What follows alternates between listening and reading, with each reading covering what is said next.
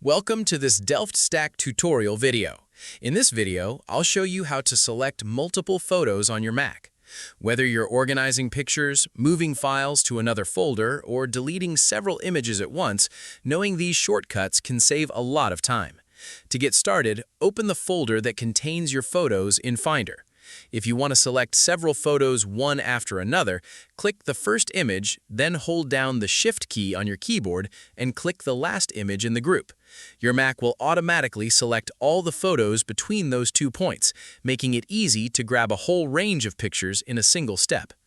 If the photos you need aren't next to each other, you can use a different method. Hold down the Command key and click each photo individually. This lets you choose specific images while leaving the others unselected, which is useful when you're working with pictures scattered throughout a folder.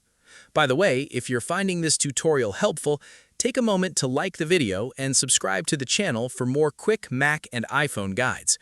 Now, if you'd like to select every photo in the folder at once, simply press Command and A on your keyboard.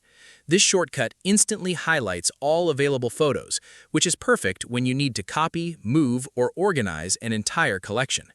As a helpful tip, after selecting your photos, you can right-click any selected image to access actions like sharing, renaming, compressing, or moving the files to another location. And that's all there is to it.